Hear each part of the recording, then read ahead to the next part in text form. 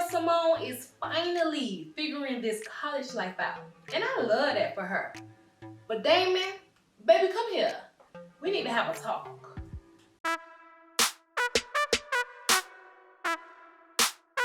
What's up, ladies, gents, queens, kings, and commentators? It's the one and only You Can't Clone Me Queen, baby. Welcome to my channel, and as always, we are recapping and reviewing a movie or series that must be talked about. And in this video, we are recapping episode 2 of All American Homecoming on the CW. And before we dive in, y'all, please don't hesitate to like, comment, and subscribe to your girl channel. Now, on to the episode. I must say that this was a good one because there was a lot of shocking moments that I was not prepared for. So first thing first, Simone. I am so proud of her because she is finally figuring out how things work in school while staying true to herself. Because baby, my girl was down bad in the beginning of this episode. Hell, last episode too. But you know what? I should have known she was going to have a happy ending because she was getting hit with a lot of bad news and disappointments from left to right. First, it was the situation with the coach telling her that she basically can't practice with the team since her physical wasn't up to date. Then, it was not having the funds to get the physical. And then, it was getting an actual job to get the money so she can get the physical. Man, she had it bad. And all the pressure led her to a panic attack. And it's like, I understand that Simone's mom is upset that she went against her wishes and didn't go to Stanford or any Ivy League school. So she is trying to teach her child a lesson. I guess that's what it is. So she doesn't want to help, and the dad doesn't have a backbone to at least call and check in on Simone on the low and, you know, slide some money or things that, you know, she need on the side. But to be honest, it's all pretty pathetic. Like, damn, she can't even call for help on getting the physical? Like, that is something that involves her health. Are y'all really that pressed? I just feel like one episode or maybe next season, we are going to see Simone's mom trying to come back to her life and finally being able to accept the fact that she went to a school of her choice. And she's doing well. So the mom is going to try to make up with Simone. And honestly, by then, I'm not going to care because she is her own woman now. But anyways, let me get back on track for a moment because I have to say that Simone needs to know how to read the room because, my God, girl. So during the scene where Keisha was talking to Amara about dropping her class to take pre-med classes, it was clear that they were in a deep conversation that was important, and Keisha's whole demeanor in the conversation was very down. And then here comes Simone asking for favors, seeing if Keisha can ask her dad if he would do a physical for her since she was in need of one. And she overheard that Keisha's dad is a doctor. Girl, no, move. This is not the time. In that situation alone with many others is why I like Nate in the friend group, because Nate may not be in the picture a lot, but he is always in place to say the things we need him to say, especially to Simone. But I'm glad that she's able to apologize, and more importantly, that Keisha accepted the apology because that wasn't anything to, you know, harbor over, especially being that Simone don't know her full story. So I appreciated that. Another thing that happened with Simone this episode was she had to battle all the girls for the Queen of Court position with the tennis team, which was odd because how can someone who don't have a spot on the team be Queen of Court? It's given she don't even play here. But beyond that, Simone was having trouble getting time on the tennis court to practice, so she was behind so far as getting herself prepared.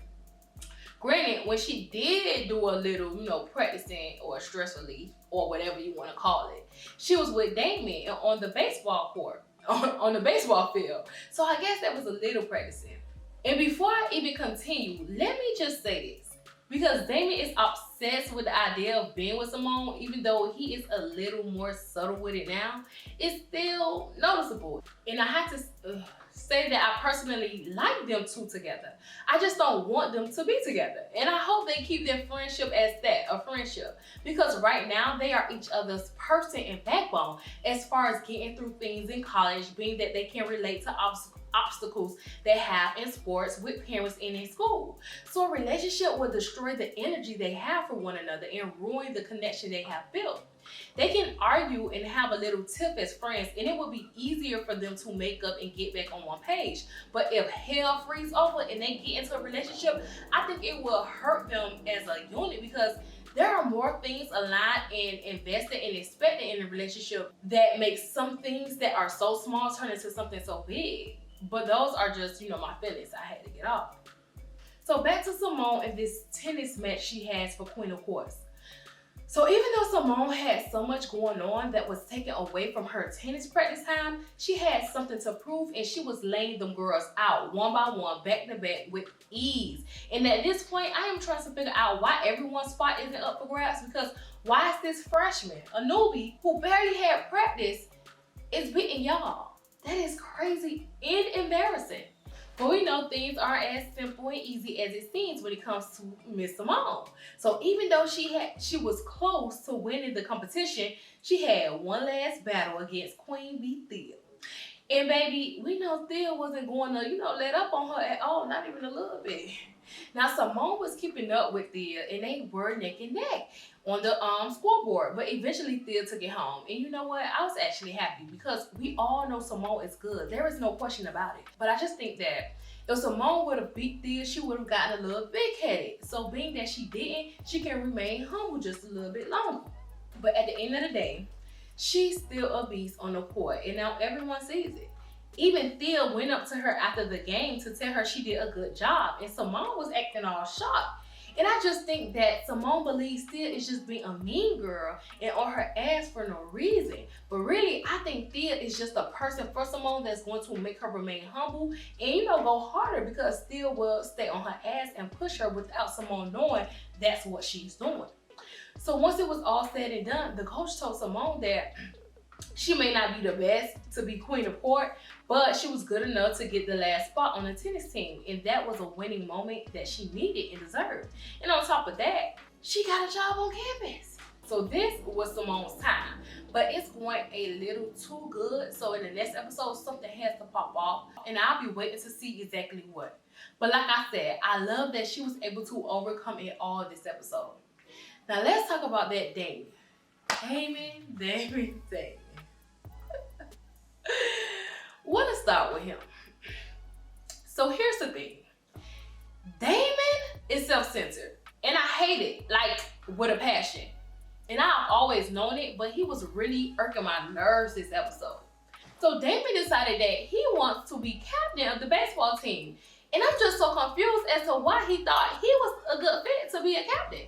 Just because you are good at your position does not mean you are a good leader. But child, you can't tell Damon that, because he is carrying the weight of being the savior of the baseball team on his shoulders. So I assume he thinks that comes with being team captain. And maybe it don't. The thing is, Damon hasn't taken the time out to get to know the team outside the field and build a bond with them. Hell, all he knows is all the wrong they be doing on the field. And that is a big turnoff to the guys. And like I said before, they don't care for him at all. And on top of that, he is a freshman. Boo, no, you are not captain material. But the person I do think is captain worthy is JR. Now throughout this whole episode, JR was trying to guide Damon and tell him what he needs to do if he wants to, get to know the team better. And all I kept saying was, there goes the team captain right there. Everything about JR's essence with the team and with Damon gave a leader. Like when the whole altercation went down with the football team and the baseball team, JR was the one to step up and hold the team down, while Damon was standing center just looking in a way. So the audacity for him to think he's captain material. He can't even stick up for his teammates. Like, boy, what? Now, in the midst of JR trying to help out Damon, he is also trying to get as much information on him as he can, because at this point, JR thinks Damon is his brother, because he found out that Damon was adopted. Even though I don't understand how finding out he was adopted and had birth parents that went to Brinkston and are Brinkston's alum was a aha moment to have him assume that he was his brother. But it did. And JR has this photo of a little boy with a scar on his forehead, and notice that Damon has the same scar. So the pieces are connected for JR. So he's in a place where he is gathering all this information, all the information he can on Damon.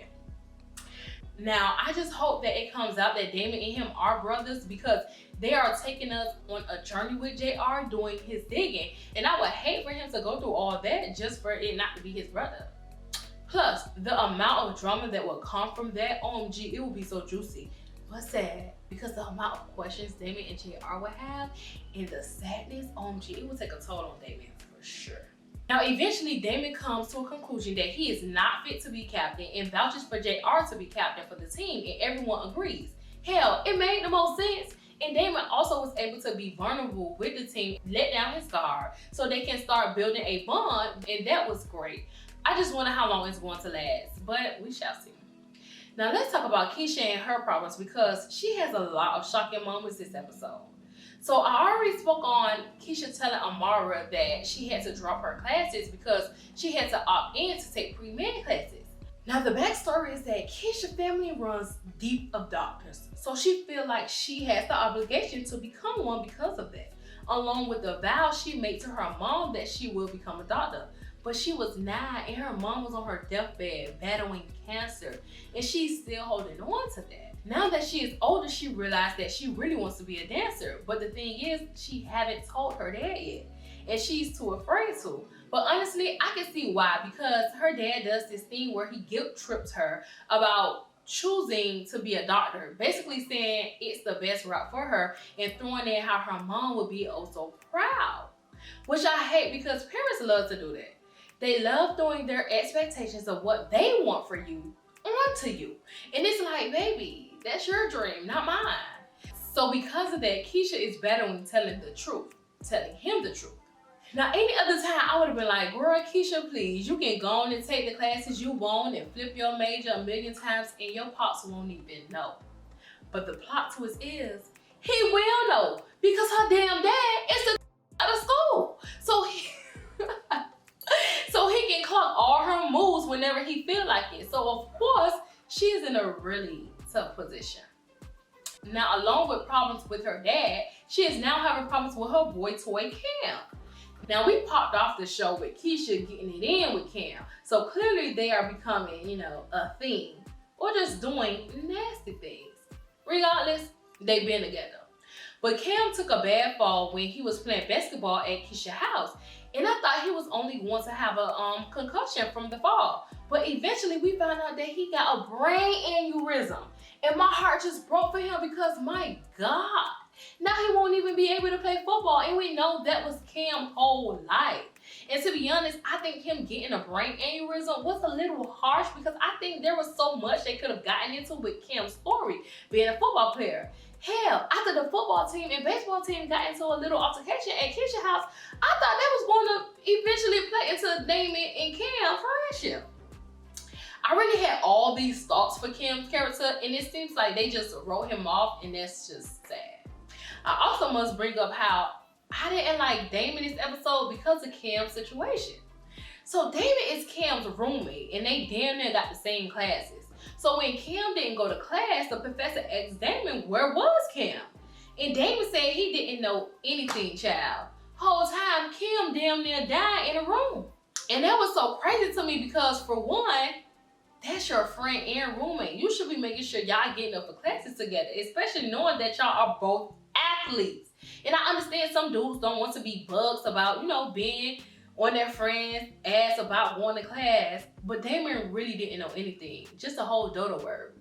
But I'm so glad that Cam does have Keisha as a person that cares for him, because once she realized he was not responding to her, she went to check in on him, and she knew right away he needed help, thanks to them pre-med classes she taken. But this is why it's always important to check in on people seriously. So because Cam is dealing with not being able to play football anymore pretty hard, he is pushing Keisha away and making her feel bad about not telling her father that she doesn't want to be pre-med anymore and she wants to be a dancer. Cam feels like she has the opportunity to do what makes her happy, but is taking it for granted and just laid her out. Now that I did not like, not one bit.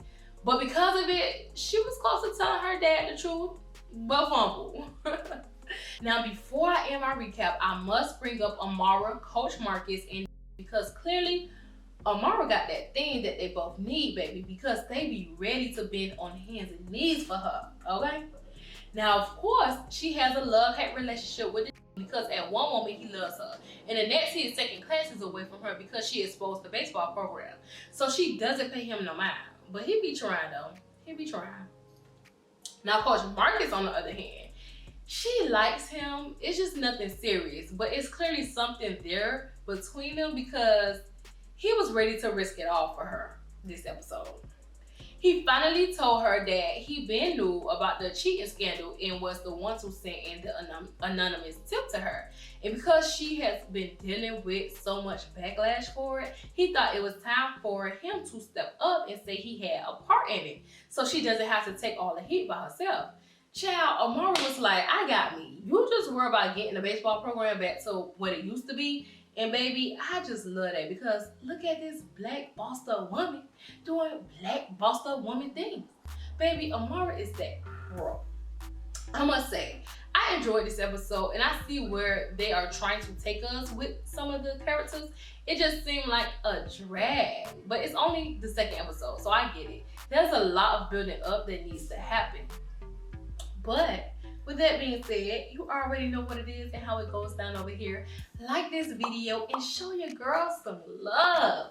Comment your thoughts on this episode of All American Homecoming. And last but certainly not least, subscribe and join the Queendom, baby. Bye.